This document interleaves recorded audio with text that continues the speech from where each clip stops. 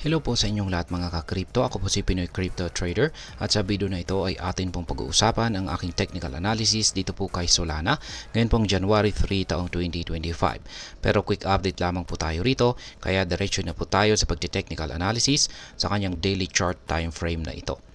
At ayan, itong mga nakaraang araw ay nag-consolidate po ang market price nitong si Solana dito sa ilalim ng major support natin dito, major resistance natin or sa loob ng isang pattern dito, isang ascending triangle pattern. Yan, ito po siya, nag-consolidate po pero kahapon ay ginulat po tayo sa naging paggalaw ng market price ni Solana kung saan ay bumuo po siya ng isang bullish candlestick na siyang naging dahilan para tuluyan na pong makawala. Ayan, tuluyan na po siyang makawala dito sa loob ng ating triangle pattern dito. Kaya nagkaroon siya ng breakout. Ayan, at siya ay umangat kaso siya ay nauntog dito sa ating major resistance dito sa presyong 210.30. Ayan, matibay po kasi ito kasi isa po itong major resistance. Kaya yan, update po natin ang mga nabasag na mga resistances natin. Ito na po ay nagsisilbing major support. Yan, ang 200.69 ay major support na po ito ngayon. At maliban po dyan ay na-trigger na rin yung ating sell pending order na naka-abang rito. Kaya nakapag-take profit po tayo dito kay Solana. Ayan, kahapon po yan. At bilang rules ng ating simpleng strategy rito, ay kailangan po nating palitan yan ng buy pending order dito po sa 185.47 na major support. Ngayon ay yung aking sunod na projection po rito ay magpapatuloy lamang po sa pagko-consolidate itong si Solana dito po sa pagitan ng ating major resistance dito sa 210.30 at saka ibabaw po ng major support na 200.69 ang yan, market price ni Solana kung hindi po niya magagawang basagin ang kahit anumang harang dito.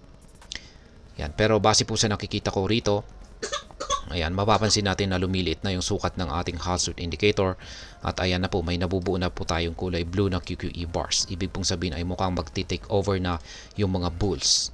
At kung pag yung mga bulls ang nag-take over sa market, ay syempre ang kanilang layunin ay ang pataasin ang presyo ni Solana. At masasabi kong mangyayari lamang po yan kung magagawa po ng mga bulls na basagin yung harang natin dito.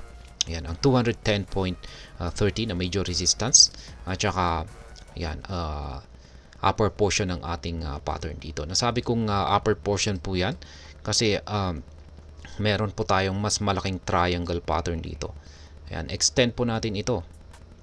Ayan, kung i-extend po natin yan, ayan, meron na naman po tayong triangle pattern na nabuo rito. Kaya plot po natin yan. Ito. Ayan, kunin natin dito at saka dito. Kaya ayan po ang ating triangle pattern na naman. Ayan. At kung nagkaroon tayo ng breakout dito sa upper portion ng ating pattern na ito ay sa tingin ko ay mataas-taas ang aakyatin nito. Hindi lamang ang 222.35 ang aakyatin nito, possible po na aakyatin niya yan ang 250.18. Yan, ito po yung pinakamataas na maaari nating target dito or 259. Ayan, base sa ating pattern dito. Kaya ayan. Siyempre, nandyan pa rin po yung chances na babagsak si Solana. Ayan, at babalik siya rito sa lower portion ng ating pattern or sa ating major support dito sa ibaba na 185.47 kung saan po tayo nag-set ng ating bagong buy pending order. At mangyayari po yan kung mababasag ang ating major support dito sa 200.69.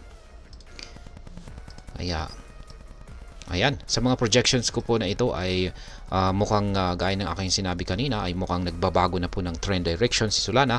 Kaya mukhang ito po yung binabantayan natin dito ngayon. Baka mabasag po yung upper portion ng ating pattern o yung ating major resistance dito.